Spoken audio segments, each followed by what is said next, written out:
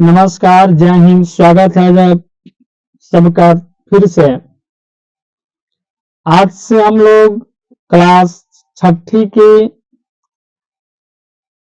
EVS यानी हम और हमारी दुनिया को स्टार्ट करने जा रहे हैं। अभी तक हम लोगों ने क्लास 4 और क्लास 5 का सामाजिक अध्ययन कंप्लीट कर चुके हैं और उसका टेस्ट भी एक हुआ है। बाकी अभी 2 टेस्ट बाकी है, वो भी होगा। आज से हम लोग शुरू करने जा रहे हैं क्लास छठी का पहला चैप्टर है, जिसका नाम है सौर मंडल में पृथ्वी। चलिए, तो यदि आप मेरे YouTube चैनल पे नए हैं तो सबसे पहले चैनल को सब्सक्राइब कर लें, बेल आइकन को दबा लें ताकि इससे संबंधित नोटिफिकेशन आप तक सबसे पहले पहुंचे। चलिए स्टार्ट करते हैं हम आज का ये क्लास। दिया है कि इन चमकीली वस्तुओं के साथ साथ आप लगभग प्रतिदिन चंद्रमा को भी देखते हैं। यह अलग अलग समय पर अलग अलग आकार का तथा अलग अलग स्थिति में दिखाई पड़ता है। आप पूर्ण चंद्र को लगभग 1 महीने में एक बार देख सकते हैं। यह पूर्ण चंद्रमा वाली रात या पूर्णिमा होती है। तो ध्यान रखेंगे, इसी को हम लोग इंग्लिश में कहते हैं फुल मून। तो जो पूर्णिमा की रात होती है उस दिन हम लोग चंद्रमा को पूरा देखते हैं और ये घटना लगभग महीने में एक बार होती है। 15 दिन के बाद आप इसे नहीं देख सकते। यह नए चंद्रमा की रात्रि या अमावस्या होती है। ऐसे रात में अगर आसमान साफ है तो आप आसमान का अवलोकन अच्छी तरह से कर सकते हैं। तो देखिए, अमावस्या की रात्रि में सबसे ज्यादा अंधेरा होता है और पूर्णिमा की रात्रि में सबसे ज्यादा उजाला होता है। ठीक है, आगे बढ़ते हैं। आगे है कि सूर्य, चंद्रमा तथा वे सभी वस्तुएं जो रात के समय आसमान में चमकती हैं उसे हम लोग खगोलीय पिंड कहते हैं। तो आपके एग्जाम में सवाल बन सकते हैं कि खगोलीय पिंड किसे कहते हैं। अब ऑप्शन आपके सामने दिया रहेगा कि सूर्य के चमकने से, चंद्रमा के चमकने से, तारों के चमकने से, या ये सभी। ठीक है, तो इसको ध्यान रखेंगे कि सूर्य, चंद्रमा तथा वे सभी वस्तुएं जो रात के समय आसमान में चमकती हैं उसे खगोलीय पिंड कहते हैं। कुछ खगोलीय पिंड बड़े आकार वाले तथा गर्म होते हैं। ये गैसों से बने होते हैं। इनके पास अपनी ऊष्मा और प्रकाश होता है जिसे वे बहुत बड़ी मात्रा में उत्सर्जित करते हैं। इन खगोलीय पिंडों को तारा कहते हैं। सूर्य भी एक तारा है। तो ध्यान रखेंगे, सूर्य क्या है तो एक तारा है, और तारा होने का शर्त क्या है कि उनके पास अपनी ऊष्मा होगी, अपनी हीट होगी और अपना क्या होगा जी, प्रकाश होगा। उसी को हम लोग कहेंगे तारा। और हमारे जो सौर मंडल का मुखिया सूर्य है, सूर्य भी क्या है तो सूर्य भी एक तारा ही है। आगे बढ़ते हैं। आगे है, देखिए मैंने सिर्फ इंपॉर्टेंट फैक्ट को ही लिया है, ठीक है, जिससे आपके एग्जाम में सवाल बन सकते हैं। आगे है कि रात्रि में आसमान की ओर देखते समय आप तारों के विभिन्न समूहों द्वारा बनाई गई विविध आकृतियों को देख सकते हैं। ये नक्षत्र मंडल कहलाते हैं। तो नक्षत्र मंडल किसे कहते हैं तो तारों के विभिन्न समूह को हम लोग नक्षत्र मंडल कहते हैं। आरसा मेजर या बिग बियर इसी प्रकार का एक नक्षत्र मंडल है। बहुत आसानी से पहचान में आने वाला नक्षत्र मंडल है सप्तऋषि। सप्त का मतलब होता है 7 और ऋषि का मतलब होता है सन। यह 7 तारों का समूह है जो कि नक्षत्र मंडल अर्सा मेजर का भाग है। तो आपसे पूछेगा कि सप्तऋषि किसका भाग है, तो यह अर्सा मेजर का भाग है। आप देख सकते हैं यहाँ पे दिखाया गया है, सप्तऋषियों को यहाँ पर दिखाया गया है, आप इनको देख सकते हैं भाई साहब। चलिए आगे बढ़ते हैं। आगे है कि प्राचीन समय में लोग रात्रि में दिशा का निर्धारण तारों की सहायता से करते थे। उत्तरी तारा उत्तर दिशा को बताता है, इसे हम लोग ध्रुव तारा भी कहते हैं। तो देखिए इस आकृति में ये आपका दिख रहा है ध्रुव तारा, और ये जिधर होगा वह उत्तर दिशा को दर्शाएगा। ठीक है, तो प्राचीन काल में लोग रात्रि में लोग दिशा का निर्धारण ध्रुव तारा से करते थे। यह आसमान में हमेशा एक ही स्थान पर आता है। हम कुछ खगोलीय पिंडों में अपना प्रकाश एवं ऊष्मा नहीं होती है, वे तारों के प्रकाश से प्रकाशित होते हैं। ऐसे पिंड को ग्रह कहते हैं। तो ध्यान रखेंगे कि जिनके पास न तो अपना ऊष्मा होगा और ना ही अपना प्रकाश होगा, उसे हम लोग ग्रह कहते हैं। ग्रह जिसे अंग्रेजी में प्लेनेट कहते हैं, ग्रीक भाषा के प्लेनाइट शब्द से बना है, जिसका अर्थ होता है परिभ्रमक, अर्थात चारों ओर घूमने वाला। पृथ्वी जिस पर हम रहते हैं, यह भी एक क्या है जी, तो ग्रह है। यह अपना संपूर्ण प्रकाश एवं ऊष्मा सूर्य से प्राप्त करती है, जो पृथ्वी के सबसे नजदीक का तारा है। तो सवाल आपसे पूछ सकता है कि पृथ्वी के सबसे नजदीक की तारा कौन सी है, तो ध्यान रखेंगे सूर्य है। आगे कुछ रोचक तथ्य हैं।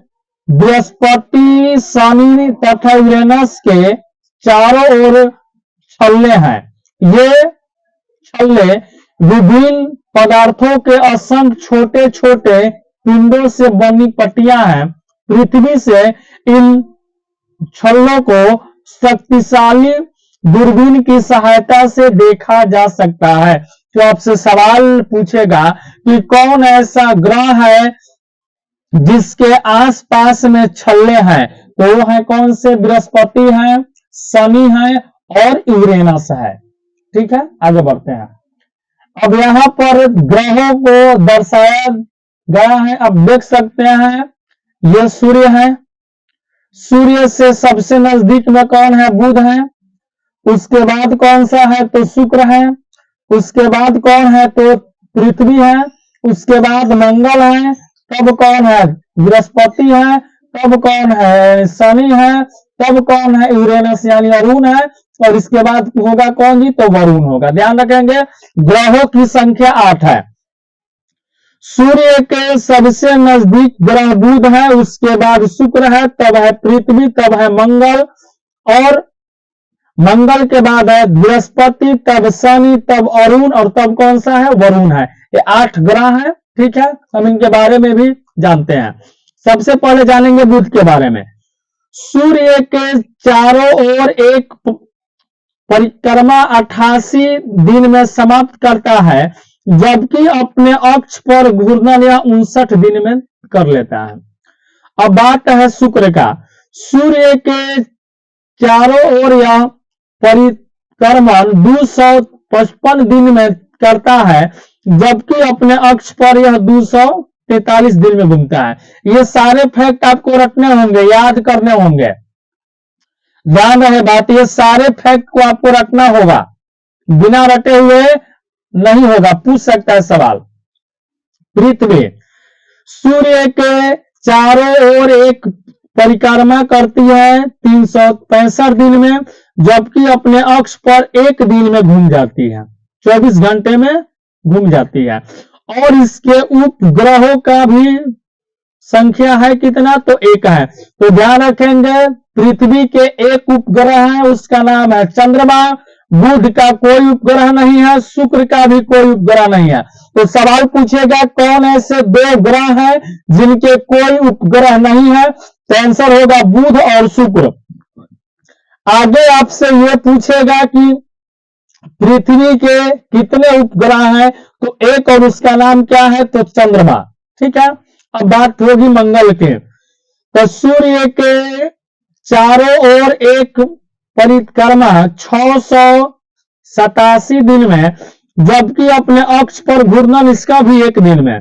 इसके भी दो उपग्रह हैं, कौन कौन से, का एक का नाम है फोबोस और एक का नाम है कौन सा, डिबोस। ध्यान रखेंगे मंगल के दो उपग्रह हैं, एक है फोबोस और एक है डिबोस। पृथ्वी का एगो कौन सा, चंद्रमा। इसको हम लोग बोलते हैं आंतरिक ग्रह, यानी ऊपर में बुध शुक्र पृथ्वी मंगल, इन चारों ग्रहों को हम लोग कहते हैं कौन सा ग्रह, तो आंतरिक ग्रह कहते हैं। अब हम लोग बाहरी ग्रह के बारे में जानेंगे। तो बाहरी ग्रह में सबसे पहले आएगा बृहस्पति। इससे सूर्य के चारों ओर एक परिक्रमा करने में 11 साल 11 महीना लगता है और 12 साल में अपने अक्ष पर घूर्णन करता है। और इसके उपग्रहों की संख्या कितनी है, लगभग 53 है एनसीईआरटी के हिसाब से। शनि का बात करें तो शनि जो है सूर्य का परिक्रमा 29 साल और 5 महीने में पूरा करता है, जबकि अपने अक्ष पर घूर्णन 10 घंटा 40 मिनट में। इसके उपग्रहों का भी संख्या कितना दिया है, तो 53 है। यूरेनस यानी अरुण सूर्य के चारों ओर एक परिक्रमा 84 वर्ष में, जबकि अपने अक्ष पर 17 घंटा 14 मिनट में। और इसके उपग्रहों की संख्या कितनी है, तो 27 है। वरुण यानी कि नेपच्यून सूर्य के चारों ओर परिक्रमा 164 साल में और अपने अक्ष पर घूर्णन 16 घंटे 7 मिनट में। और इसके भी उपग्रहों की संख्या कितनी है, तो 13 है। ध्यान रखेंगे इन सभी बातों को, हो सके तो नोट भी कर लेंगे। आगे देखिए, क्या आप जानते हैं पौराणिक रोमन कहानियों में सोल यानी सूर्य देवता को कहा जाता है। सौर्य शब्द का अर्थ है सूर्य से संबंधित, इसलिए सूर्य के परिवार को यानी सौर मंडल सोलर सिस्टम कहा जाता है। सौर शब्द का उपयोग करते हुए और अधिक शब्दों को लिखे हुए बच्चों के लिए तो ध्यान रखेंगे सूर्य देवता के लिए रोम में सोल शब्द का इस्तेमाल होता है, सोल। आगे बढ़ते हैं, शब्द की उत्पत्ति। ऐसे बहुत से शब्द हैं जिनका उपयोग हम एक भाषा में करते हैं, अक्सर वे दूसरी भाषाओं से लिए गए शब्द हो सकते हैं। उदाहरण के लिए जियोग्राफी एक अंग्रेजी शब्द है या ग्रीक भाषा से लिया गया शब्द है जिसका अर्थ है पृथ्वी का विवरण। यह दो ग्रीक शब्दों से मिलकर बना है, जिसमें जी शब्द का अर्थ है पृथ्वी एवं ग्राफिया का अर्थ है लिखना। ठीक है, तो यही होता है। पृथ्वी का ज्ञान है लॉजी, मापन, मेट्रो और आइड होता है आकार के अनुरूप। क्या आप जानते हैं रात में आसमान को देखकर मनुष्य हमेशा से मोहित हुआ है।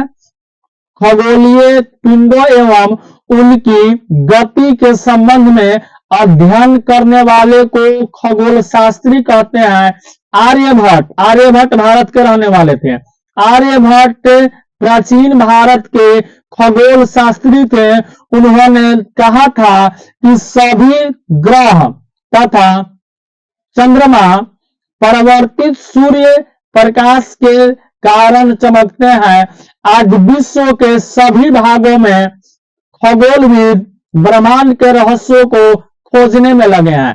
तो ध्यान रखेंगे आर्यभट्ट का संबंध कहां से है, तो आर्यभट्ट का संबंध भारत से है, और आर्यभट्ट जो थे वो प्राचीन भारतीय प्रसिद्ध खगोल शास्त्री थे, और इन्होंने ही जीरो का खोज किया था। ये भी बात आप ध्यान रखेंगे। आगे है, आसमान में दिखने वाला चंद्रमा एक उपग्रह है। यह हमारी पृथ्वी का सहचर है, मतलब उपग्रह है, तथा इसके चारों ओर चक्कर लगाता है। हमारी पृथ्वी के समान 7 अन्य ग्रह हैं जो सूर्य से प्रकाश एवं ऊष्मा प्राप्त करते हैं। उनमें से कुछ के पास अपने चंद्रमा भी है। सौरमंडल, सूर्य, 8 ग्रह हैं, उपग्रह हैं तथा कुछ अन्य खगोलीय पिंड हैं, जैसे क्षुद्र ग्रह, उल्का पिंड मिलकर सौरमंडल का निर्माण करते हैं।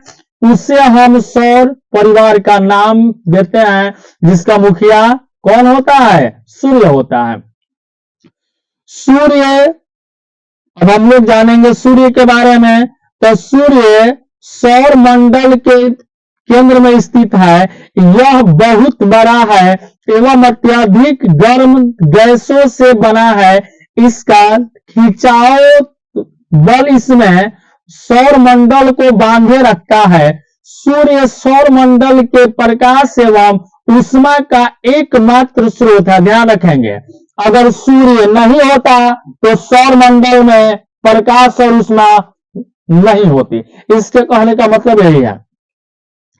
लेकिन हम इसकी अत्यधिक तेज ऊष्मा को महसूस नहीं करते, क्योंकि सबसे नजदीक का तारा होने के बावजूद यह हमसे बहुत दूर है। सूर्य पृथ्वी से लगभग 15 करोड़ किलोमीटर दूर है। तो ध्यान रखेंगे, सूर्य से पृथ्वी की दूरी 15 करोड़ किलोमीटर है। आगे बढ़ते हैं, ग्रह के बारे में अब हम लोग जानेंगे। हमारे सौर मंडल में 8 ग्रह हैं। सूर्य के दूरी के अनुसार सबसे यानी कि नजदीक में बुध है, तब शुक्र, पृथ्वी, मंगल, बृहस्पति, शनि, यूरेनस यानी अरुण, नेपच्यून यानी वरुण। सौर मंडल के सभी 8 ग्रह एक निश्चित पथ पर सूर्य का चक्कर लगाते हैं।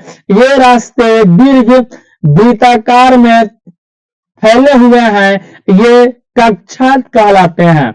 बुध सूर्य से सबसे नजदीक है। ध्यान रखेंगे, बुध सूर्य से सबसे नजदीक है। यह अपनी कक्षा में सूर्य के चारों ओर एक चक्कर लगाने में इसे केवल 88 दिन लगते हैं। शुक्र को पृथ्वी का जुड़वा ग्रह माना जाता है। तो ध्यान रखेंगे, ये आपसे कई बार सवाल परीक्षा में पूछा गया है। तो आपके भी एग्जाम में ये सवाल पूछा जा सकता है। ध्यान रखेंगे इस बात को कि पृथ्वी का जुड़वा बहन कौन है? तो शुक्र को कहते हैं। ध्यान रखेंगे, क्योंकि इसका आकार एवं आकृति लगभग पृथ्वी के समान है। अभी तक प्लूटो भी एक ग्रह माना जाता था, परंतु अंतरराष्ट्रीय खगोलीय संगठन ने अपनी बैठक अगस्त 2006 में यह निर्णय लिया कि कुछ समय पहले खोजे गए अन्य खगोलीय पिंड 2003 यूबी 313 सीरस एवं प्लूटो इसे बौने ग्रह के श्रेणी में रखा गया है। तो ध्यान रखेंगे, बौना ग्रह प्लूटो है और 2003 यूबी 313 है। क्या आप जानते हैं प्रकाश की गति लगभग 1.5 लाख किलोमीटर प्रति सेकंड है। इस गति के बावजूद सूर्य के प्रकाश को पृथ्वी तक पहुंचने में लगभग 8 मिनट का समय लगता है। अब बात हो रही है जी पृथ्वी के बारे में। सूर्य से दूरी के हिसाब से पृथ्वी तीसरा ग्रह है। तो सबसे नजदीक कौन है? बुध। तब कौन है? शुक्र। तब कौन आ गया जी नंबर 3 पे? पृथ्वी। और आकार में यह पांचवा सबसे बड़ा ग्रह है। यहाँ ध्रुवों के पास थोड़ी चपटी है, यही कारण है कि इसके आकार को भू-आभ कहा जाता है। भू-आभ का अर्थ है पृथ्वी के समान आकार। अंतरिक्ष से देखने पर पृथ्वी नीले रंग की दिखाई पड़ती है। तो ध्यान रखेंगे, सवाल आपसे पूछा जाएगा कि अंतरिक्ष से देखने पर पृथ्वी कैसी दिखाई देती है, तो आंसर होगा नीला, क्योंकि इसके 2/3 सतह पानी से ढकी हुई है, इसीलिए इसे नीला ग्रह कहा जाता है। चलिए आगे बढ़ते हैं। अब एक रोचक तथ्य है, क्या है भाई? नील आर्मस्ट्रॉन्ग पहले व्यक्ति थे जिन्होंने 20 जुलाई 1969 को सबसे पहले चंद्रमा की सतह पर कदम रखा था। तो मेरे शिक्षक भाई आप लोग इसको रख जाएंगे, मालूम करो कि क्या कोई भारतीय चंद्रमा पर गया है। तो ये मालूम, इससे आपको कोई मतलब है नहीं, बस ये ध्यान रखेंगे चंद्रमा पर जाने वाला पहला व्यक्ति कौन है? नील आर्मस्ट्रॉन्ग है, जो 20 जुलाई 1969 को चंद्रमा पर पहुंचा था। आगे है, चंद्रमा के बारे में अब हो रही है बात। हमारी पृथ्वी के पास केवल एक उपग्रह है, उसका नाम है चंद्रमा। इसका व्यास पृथ्वी के व्यास का केवल 1/4 है। यह इतना बड़ा इसलिए प्रतीत होता है क्योंकि यह हमारे ग्रह से अन्य खगोलीय पिंडों की अपेक्षा नजदीक है। यह हमसे लगभग 3,84,400 किलोमीटर दूर है। अब आप पृथ्वी से सूर्य एवं चंद्रमा की दूरियों की तुलना कर सकते हैं। तो देखिए, पृथ्वी से सूर्य की दूरी है कितनी? तब 15 करोड़ किलोमीटर, जबकि इसका कितना है? 3,84,400 किलोमीटर। अब आ गया उपग्रह। तो उपग्रह एक खगोलीय पिंड है जो ग्रहों के चारों ओर उसी प्रकार चक्कर लगाता है जिस प्रकार ग्रह सूर्य के चारों ओर चक्कर लगाते हैं। मानव निर्मित उपग्रह एवं कृत्रिम पिंड है। यह वैज्ञानिकों के द्वारा बनाया गया है, जिसका उपयोग ब्रह्मांड के बारे में जानकारी प्राप्त करने एवं पृथ्वी पर संचार माध्यम के लिए किया जाता है। जैसे कि आप इस आकृति में देख सकते हैं, यह क्या है? तो यह एक उपग्रह है जो वैज्ञानिकों के द्वारा ब्रह्मांड में स्थापित किया गया है। इस रॉकेट को द्वारा अंतरिक्ष में भेजा जाता है एवं पृथ्वी की कक्षा में स्थापित कर दिया जाता है। अंतरिक्ष में उपस्थित कुछ भारतीय उपग्रह हैं, इनका नाम है इनसेट, IRS, एडुसैट इत्यादि। आगे बढ़ते हैं। आगे है, चंद्रमा पृथ्वी का एक चक्कर लगभग 27 दिन में पूरा करता है। लगभग इतने ही समय में वह अपने अक्ष पर एक चक्कर भी पूरा करता है। तो देखिए, चंद्रमा पृथ्वी का एक चक्कर भी लगाता है 27 दिन में, और अपने अक्ष पर यानी धुरी पर भी एक चक्कर लगाने में 27 दिन का समय लेता है। अब बात होगी किसकी? तो क्षुद्र ग्रहों की। तारों, ग्रहों एवं उपग्रहों के अतिरिक्त असंख्य छोटे पिंड भी सूर्य के चारों ओर चक्कर लगाते हैं। इन पिंडों को हम लोग क्षुद्र ग्रह कहते हैं। ये मंगल एवं बृहस्पति की कक्षाओं के बीच में पाए जाते हैं। तो इसको रख लेना होगा मेरे भाई कि किन दो ग्रहों के बीच में क्षुद्र ग्रह पाए जाते हैं। तो ध्यान रखेंगे, मंगल और बृहस्पति ग्रह के बीच में क्षुद्र ग्रह पाए जाते हैं। वैज्ञानिकों के अनुसार क्षुद्र ग्रह के ही भाग होते हैं जो कि बहुत वर्ष पहले विस्फोट के बाद ग्रहों से टूटकर अलग हो गए। आगे अब हम लोग बढ़ेंगे उल्का पिंड की ओर। तो सूर्य के चारों ओर चक्कर लगाने वाले पत्थरों के छोटे छोटे टुकड़ों को उल्का पिंड कहते हैं। कभी कभी ये उल्का पिंड पृथ्वी के इतने नजदीक आ जाते हैं कि इनकी प्रवृत्ति पृथ्वी पर गिरने की होती है। इस प्रक्रिया के दौरान वे वायु के साथ घर्षण होने के कारण ये गर्म होकर जल जाते हैं, जिसके फलस्वरूप चमकदार प्रकाश उत्पन्न होता है। देखते होंगे कभी कभी रात में आसमान से जलती हुई कुछ चीजें गिरती हैं, जिसे हम लोगों के घर वाले बचपन में ये कहते थे कि एकरा के टोकिया लोगन माती भूत उठा, जबकि ऐसा कुछ ना रहे का उ रहे उल्का पिंड रहे। कभी कभी कोई उल्का पिंड पूरी तरह जले बिना पृथ्वी पर गिरती है, जिससे धरातल पर गड्ढे बन जाते हैं। क्या आपने ये देख सकते हैं, ये तारों के बारे में दिखा रहा है और यही है आपका आकाश गंगा। ये क्या है? आकाश गंगा है। खुले आकाश में एक ओर से दूसरी ओर तक फैली चौड़ी सफेद पट्टी की तरह एक चमकदार रास्ते को देखा है। यह लाखों तारों का समूह है। यह पट्टी आकाश गंगा यानी मिल्की वे है। हमारा सौर मंडल इस आकाश गंगा का ही एक भाग है। प्राचीन भारत में इसकी कल्पना आकाश में प्रकाश की एक बहती नदी से की गई थी।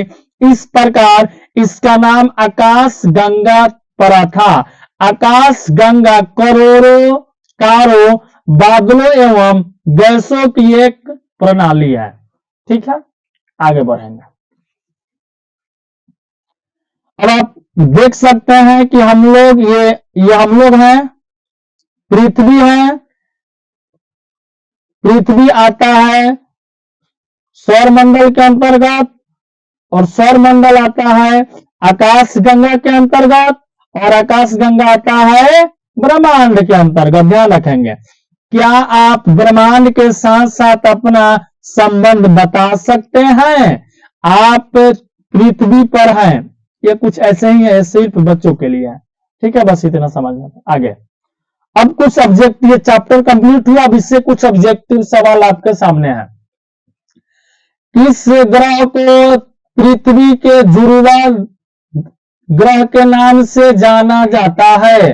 बृहस्पति, शनि, शुक्र। तो मैंने बताया था ना, शुक्र है। सूर्य से तीसरा सबसे नजदीक ग्रह कौन सा है? शुक्र है, पृथ्वी है कि बुध है? तो देखिए, सूर्य से सबसे नजदीक बुध है, तब आपका शुक्र है, तब आपका है जी पृथ्वी, तब आपका है मंगल, तब आपका है बृहस्पति, तब आपका है क्या? शनि, तब आपका है अरुण और लास्ट में क्या है? वरुण। तो हमसे क्या पूछा? तीसरा 1, 2, 3 कौन सा है जी? पृथ्वी। अर्थात आंसर क्या होगा? ऑप्शन बी होगा। आगे सवाल नंबर है 3। ये जो सवाल है ये आपके एनसीईआरटी बुक में जो सवाल दिया हुआ था चैप्टर समाप्त होने के बाद, उसे मैंने उठाया है। कह रहा है कि सभी ग्रह सूर्य के चारों ओर किस प्रकार के पथ पर चक्कर लगाते हैं? वृत्तीय पथ, आयताकार पथ, दीर्घ वृत्ताकार। तो आपने देखा था कि दीर्घ वृत्ताकार में चक्कर लगाते हैं। अगला है ध्रुव तारा से किस दिशा का ज्ञान होता है? दक्षिण का, उत्तर का, पूरब का। तो अपने कहानी में पढ़ा था, प्राचीन काल में लोग दिशा का अनुमान इसी से लगाते थे और यह हमेशा एक ही स्थान पर स्थिर रहता है और वह स्थान होता कौन सा है? तो उत्तर में। क्षुद्र ग्रह किन कक्षाओं के बीच होता है? तो शनि और बृहस्पति, मंगल और बृहस्पति, पृथ्वी और मंगल। तो आंसर होगा ऑप्शन ख, मंगल और पृथ्वी के बीच में होता है। ये भरने वाला है। आगे बढ़ेंगे। चैप्टर नंबर दूसरा आपका चैप्टर दूसरा है, इसका नाम है अक्षांश एवं देशांतर। तो अब हम लोग इसी के बारे में पढ़ने वाले हैं जी। बहुत इंपॉर्टेंट और बहुत महत्वपूर्ण चैप्टर है। इससे भी आपके एग्जाम में सवाल पूछे जा सकते हैं। तो आइए हम स्टार्ट करते हैं। आप देखेंगे कि एक सुई ग्लोब में झुकी हुई अवस्था में स्थित होती है, जिसे अक्ष कहा जाता है। ग्लोब पर वे दो बिंदु जिनसे होकर सुई गुजरती है, उत्तर एवं दक्षिणी ध्रुव है। तो ध्यान रखेंगे, ये आकृति के लिए मैंने ग्लोब लिया है। तो यह जो है, यह कौन सा है? यह उत्तरी ध्रुव है और जो नीचे वाला होगा वो क्या होगा? तो होगा दक्षिणी ध्रुव। ठीक है।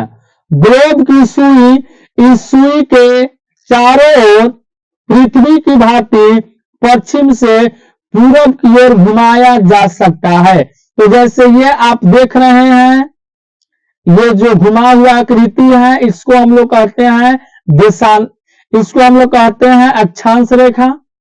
और जो रेखा ऐसे ऐसे है, उत्तर से दक्षिण की ओर है, इसको हम लोग कहते हैं क्या चीज? तो देशांतर रेखा। लेकिन याद रखें, इन दोनों में एक अंतर है।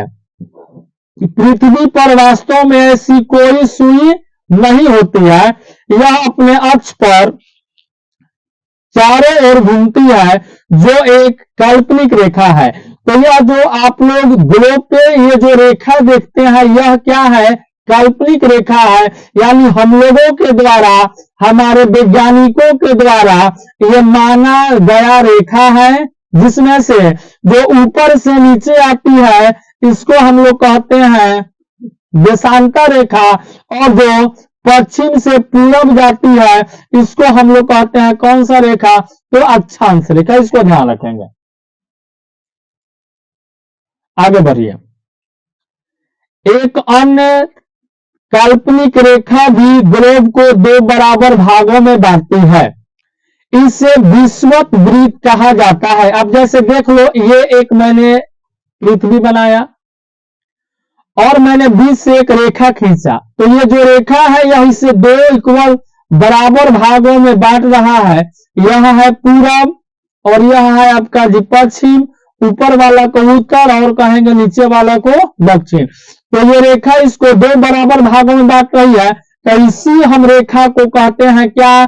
तो इसी रेखा को कहते हैं विषुवत रेखा, या इसी रेखा को हम लोग कहते हैं भूमध्य रेखा, या इसी रेखा को हम लोग कहते हैं 0 डिग्री अक्षांश रेखा। ध्यान रखेंगे, इस रेखा का 3 नाम है, विषुवत रेखा, भूमध्य रेखा या 0 डिग्री अक्षांश रेखा। यह जो रेखा होती है, पृथ्वी को दो बराबर भागों में बांटती है। आगे बढ़ते हैं। पृथ्वी के उत्तर में स्थित आधे भाग को उत्तरी गोलार्ध, यानी इस रेखा के ऊपर में जो आधा हिस्सा है, इसी को हम लोग बोलेंगे उत्तरी गोलार्ध। और दक्षिण वाले आधे भाग को हम लोग कहेंगे दक्षिणी गोलार्ध। यानी जो नीचे वाला हिस्सा है, इसको क्या कहेंगे? दक्षिणी गोलार्ध।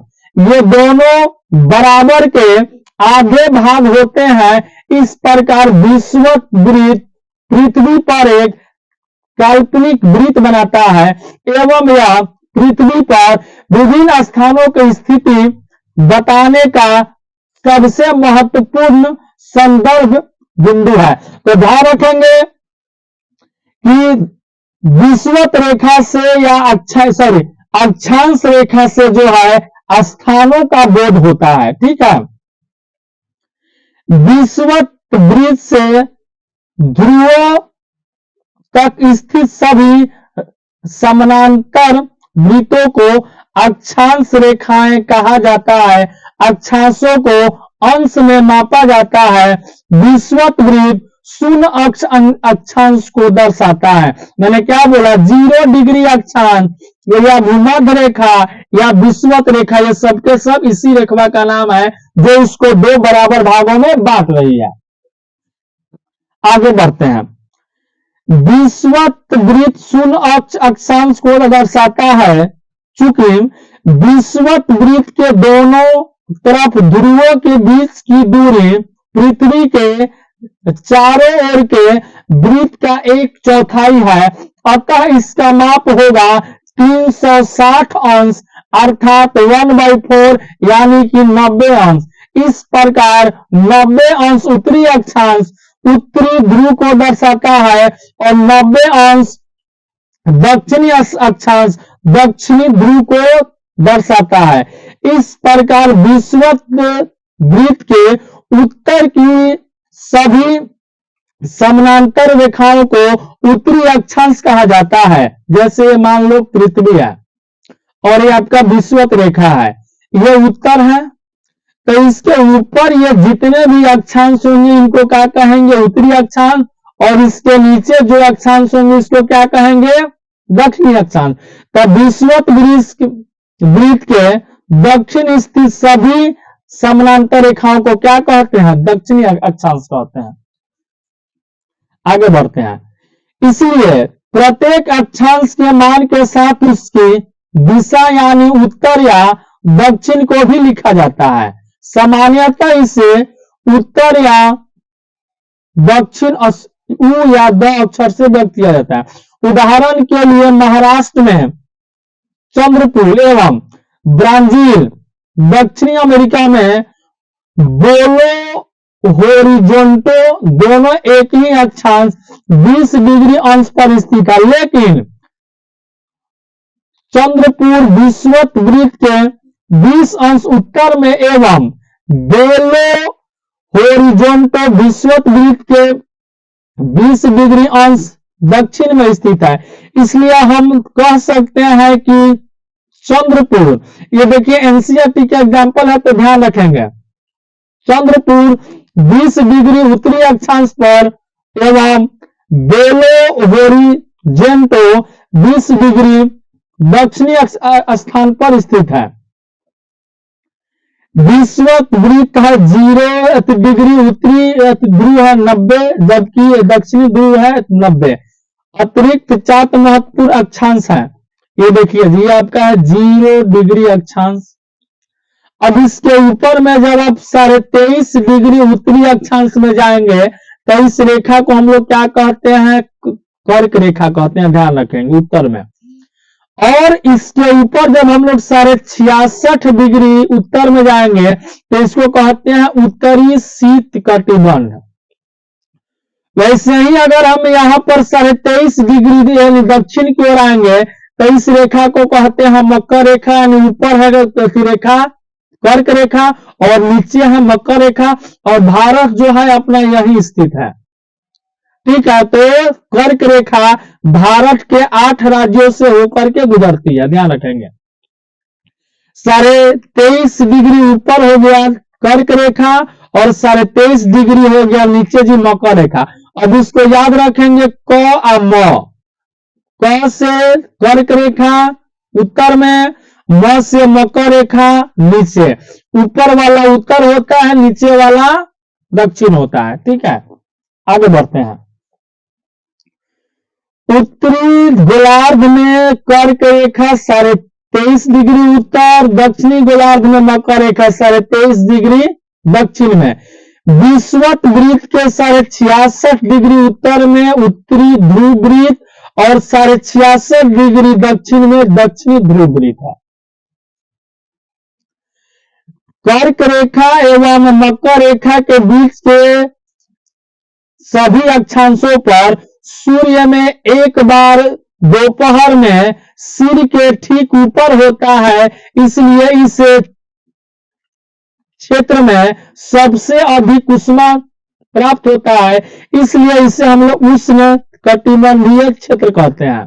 यह मान लो आपका पृथ्वी है और यह आपका विषुवत रेखा है। अब यहां से आप जाइए 23.5 डिग्री उत्तर में, तो ये बनेगा जी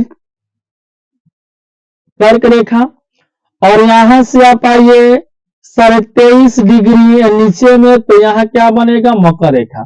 तो जो सूर्य है, सूर्य का लाइट यहां पर बराबर आता है, इसलिए कर्क और मकर रेखा का जो बीच का इलाका होता है यह बहुत ज्यादा गर्म रहता है, इसलिए हम लोग इसको क्या कहते हैं, इसको कहते हैं उष्ण कटिबंध।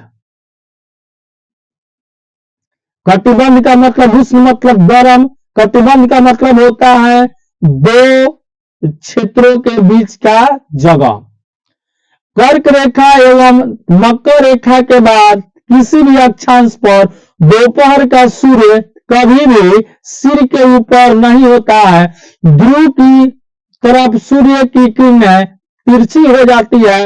इस प्रकार उत्तरी गोलार्ध में कर्क रेखा एवं उत्तरी ध्रुव वृत्त, कर्क रेखा और उत्तरी ध्रुव वृत्त मतलब ये वाला एरिया का बात हो रहा है। इस एरिया को हम लोग भाई क्या कहते हैं, तो इसको कहते हैं शीतोष्ण। यहां भी मकर और दक्षिणी ध्रुव के बीच वाले एरिया को हम लोग इसको भी क्या कहेंगे, इसको भी कहेंगे शीतोष्ण। और जो बच गया एरिया, ये जो बच गया यहाँ पर सूर्य की किरणें कभी पड़ती ही नहीं है, इसको हम लोग कहते हैं शीत कटिबंध। और इसको भी ऊपर वाले में भी यहां भी सूर्य की किरणें कभी नहीं पड़ती है, तो इसको क्या कहते हैं शीत कटिबंध। तो ध्यान रखेंगे कर्क और मकर के बीच में उष्ण कटिबंध, इसके ऊपर वाले को शीतोष्ण कहेंगे। शीतोष्ण मतलब थोड़ा ठंडी थोड़ा गर्मी, और इसके ऊपर वाला जो हिस्सा है इसको क्या कहेंगे, शीत कटिबंध कहेंगे। पढ़ देते हैं, दक्षिणी गोलार्ध में मकर रेखा एवं दक्षिणी ध्रुव वृत्त के बीच वाले क्षेत्र का तापमान मध्यम रहता है, इसीलिए इसे शीतोष्ण कटिबंध कहते हैं। उत्तरी गोलार्ध में उत्तरी ध्रुव वृत्त एवं उत्तरी ध्रुव और दक्षिणी गोलार्ध में दक्षिणी ध्रुव वृत्त एवं दक्षिणी ध्रुव के बीच के क्षेत्र में ठंड बहुत होती है, क्योंकि यहाँ सूर्य क्षितिज से ज्यादा ऊपर नहीं आ पाता, इसलिए इसे हम लोग क्या कहते हैं शीत कटिबंध। ये सबसे नीचे वाला चाहे सबसे ऊपर वाला क्या है, शीत है, और उसके नीचे वाला क्या है तो शीतोष्ण है, और ये वाला क्या है तो ये उष्ण है, मतलब बहुत ज्यादा गर्मी है। आगे बढ़ेंगे हम लोग। अब क्या कह रहा है कि अब देशांतर क्या है, किसी स्थान की स्थिति को बताने के लिए उस स्थान के अक्षांश के अतिरिक्त कुछ और जानकारियों की आवश्यकता होती है। आप देख सकते हैं कि प्रशांत महासागर में स्थित टोगा द्वीप एवं हिंद महासागर में स्थित मॉरिशस द्वीप एक ही अक्षांश 20 डिग्री दक्षिण पर स्थित है। उनकी सही स्थिति जानने के लिए यह पता करना होगा कि उत्तरी ध्रुव को दक्षिणी ध्रुव से जोड़ने वाली संदर्भ रेखा से पूर्व या पश्चिम की ओर इन स्थानों की दूरी क्या है। इन संदर्भ रेखाओं को देशांतरीय यमोत्तर कहते हैं। इनके बीच की दूरी को देशांतर के अंश में मापा जाता है। प्रत्येक अंश को मिनट में तथा मिनट को सेकंड में विभाजित किया जाता है। ये अर्धवृत्त है और इनके बीच की दूरी ध्रुवों की तरफ बढ़ने पर घटती है तथा ध्रुवों पर शून्य हो जाती है। यहाँ सभी देशांतरीय यमोत्तर आपस में मिल जाते हैं। यही आपका क्या है, पूरब से उत्तर से दक्षिण की ओर खींची गई लाइन को देशांतर कहते हैं और पूरब से पश्चिम की ओर खींची गई लाइन को अक्षांश कहते हैं। यही तो है इसमें। आगे बढ़ते हैं। अक्षांश समानांतर रेखाओं के भिन्न भिन्न देशांतरीय यमोत्तर की लंबाई होती है, इसलिए इन्हें सिर्फ मुख्य संख्या में व्यक्त करना कठिन था। तभी सभी देशों ने निश्चय किया कि ग्रीनविच, जहां ब्रिटिश राजकीय वेधशाला स्थित है, से गुजरने वाली यमोत्तर से पूर्व और पश्चिम की ओर गिनती शुरू की जाए। इस यमोत्तर को प्रमुख यमोत्तर कहते हैं। इसका मान 0 डिग्री देशांतर है। यहां से हम 180 डिग्री पूर्व या 180 डिग्री पश्चिम तक गणना करते हैं। तो ध्यान रखेंगे कि जो हम लोग का प्रमुख यमोत्तर है वो कहां से गुजरता है, तो ब्रिटिश की राजकीय वेधशाला से गुजरने वाली यमोत्तर होती है। ठीक है, वही ये वाला जो रेखा है यही मेन रेखा है। इसी को मेन मानते हुए और सभी देशांतर रेखाओं को खींचा गया है। पूरब या 180 डिग्री पश्चिम तक गणना करते हैं। प्रमुख यमोत्तर तथा 180 यमोत्तर मिलकर पृथ्वी को 2 समान भागों, पूर्वी गोलार्ध एवं पश्चिमी गोलार्ध में विभक्त करती है। इसलिए किसी स्थान के देशांतर के आगे पूरब के लिए अक्षांश पूरब और पश्चिम के लिए प लगा उपयोगी करता है। यह जानना रोचक होगा कि 180 डिग्री पूरब और 180 डिग्री पश्चिम यमोत्तर एक ही रेखा पर स्थित है। अब ग्लोब पर अक्षांश की बात हो रही है, इसमें कुछ इंपॉर्टेंट बात तो है नहीं। आगे बढ़ते हैं हम लोग। ये कुछ ग्राफ को दर्शाया गया है। ये प्रशांत महासागर है, अटलांटिक महासागर है, हिंद महासागर है। इनके बारे में कुछ बातें हो रही है, बाद में हम इसके बारे में आपको डीपली बताएंगे।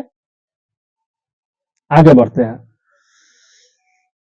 अब ये इंपॉर्टेंट है, पृथ्वी पश्चिम से पूरब की ओर चक्कर लगाती है, अतः वे स्थान जो ग्रीनविच से पूरब में है उनका समय ग्रीनविच समय से आगे होगा तथा पश्चिम में है तो उनका समय पीछे होगा।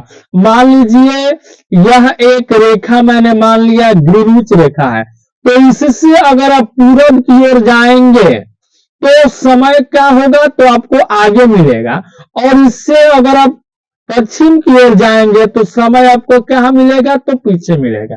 ठीक है, समय के अंतर ज्ञान निम्नलिखित करते हैं। पृथ्वी 24 घंटे में अपने अक्ष पर 360 डिग्री घूम जाती है, अर्थात 1 घंटे में 15 डिग्री, जबकि 4 मिनट में 1 डिग्री घूमती है। तो ध्यान रखेंगे पृथ्वी 1 घंटे में कितना डिग्री घूमती है, तो 15 डिग्री, जबकि 4 मिनट में 1 डिग्री घूमती है। इस अगर ग्रीनविच में दोपहर के 12 बजते हैं तब ग्रीनविच से 15 डिग्री पूरब में समय होगा 1 डिग्री मतलब 4 मिनट, तो 15 डिग्री का मतलब 15 चौका 60 मिनट, अर्थात ग्रीनविच के समय से 1 घंटा आएगा। मान लो मैंने अभी बताया ना कि इसको अगर हम ग्रीनविच मान लें तो इससे पूरब जाएंगे तो समय बढ़ेगा और इससे पश्चिम जाएंगे तो समय घटेगा। तो अगर ग्रीनविच में दोपहर के 12 बजे हैं और इससे अगर आप 15 डिग्री पूरब में जाएंगे तो 1 डिग्री माने 4 मिनट, तो 15 डिग्री का मतलब 60 मिनट, और 60 मिनट का मतलब 1 घंटा। तो जब हम यहां से 15 डिग्री आगे जाएंगे तो उस स्थान पर 1 बजे होंगे, ध्यान रखेंगे। और यही अगर हम इससे 15 डिग्री पीछे जाएंगे तो 11 बजे होंगे। आगे जाएंगे तो यानी समय बढ़ेगा, पीछे जाएंगे तो समय घटेगा। किसी भी स्थान पर जब सूर्य आकाश में अपने उच्चतम बिंदु पर होता है तो दोपहर में उस समय घड़ी में दिन के 12 बजते हैं। इस प्रकार घड़ी के द्वारा दिखाया गया समय उस स्थान का स्थानीय समय होगा। आप देख सकते हैं कि दिए गए देशांतरीय या महोत्तर पर सभी स्थानों का स्थानीय मान क्या है, समान है। अब हम कुछ जानेंगे जी भारत के बारे में। तो देखिए भारत जो है 82.5 डिग्री पूर्वी देशांतर में है। तो देखिए 1 डिग्री का मतलब होता है 4 मिनट, तो 82.5 डिग्री का मतलब इतना मिनट होगा, तो मल्टीप्लाई कर देंगे। 165/2 गुना 4 गुना करेंगे तो 6 5 30, 16 गुना 32 और 3 35, यानी कि 350 मिनट आ गया। 350 मिनट का मतलब क्या होगा जी, नहीं गलती होगा, 5 दूनी 10, 16 दूना 32, यानी 330 मिनट आ गया है। 330 मिनट का मतलब हुआ जी कि 5 घंटा 30 मिनट। तो ध्यान रखेंगे कि भारत का जो समय है वो ग्रीनविच के समय से 5.5 घंटा क्या है, आगे है। और भारत जो है हमारी 82.5 डिग्री पूर्वी देशांतर में स्थित है, इस बात को भी ध्यान रखेंगे। और ग्रीनविच से हमारा जो समय है वो 5.5 घंटे आगे है। इन दोनों बात को ध्यान रखेंगे। यानी कि एक एग्जाम्पल के माध्यम से यहां पे इस बात को समझाया गया है कि अगर इंग्लैंड में मैच 2 बजे स्टार्ट होगा तो भारत के समय अनुसार मैच होगा कितने बजे, तो 7:30 बजे। क्यों, क्योंकि लंदन से भारत का समय क्या है, 5.5 घंटा आगे है। अभी मैंने इसको सिद्ध हल करके भी आपको समझा दिया। आगे बढ़ते हैं। यही बात यहां दिया है कि भारत ग्रीनविच से पूरब 82.5 डिग्री पूरब में स्थित है और यहाँ का समय ग्रीनविच समय से 5 घंटा 30 मिनट आगे है। इसलिए जब लंदन में दोपहर के 2 बजे होंगे तब भारत में 7:30 बजेंगे। और इससे रिलेटेड अब हम लोग कुछ एग्जाम्पल को और भी कुछ है। कुछ देशों का देशांतरीय विस्तार अधिक होता है जिसके कारण वहां एक से अधिक मानक समय अपनाया गया। उदाहरण के लिए रूस में 11 मानक समय को अपनाया गया है। पृथ्वी को 1 घंटे वाले 24 समय क्षेत्रों में बांटा गया है। इस प्रकार प्रत्येक समय क्षेत्र 15 डिग्री देशांतर तक के क्षेत्र को घेरते हैं। इसको ध्यान रखेंगे। सबसे ज्यादा मानक समय किस देश का है, तो आंसर होगा रूस का, 11 गो मानक समय है। अब कुछ एग्जाम्पल है। सवाल नंबर 1, प्रमुख यमोत्तर का मान है, तो आंसर होगा क्या जी, 0 डिग्री। शीत कटिबंध किसके नजदीक पाया जाता है, तो शीत मतलब ऊपर वाला, और ऊपर वाले को कहते हैं क्या जी, तो ध्रुव। आंसर ए होगा क। देशांतरों की कुल संख्या कितनी है, तो इसका आंसर होगा कितना है जी, 360 है क। दक्षिणी ध्रुव वृत्त स्थित है, तो दक्षिणी गोलार्ध में। ग्रीड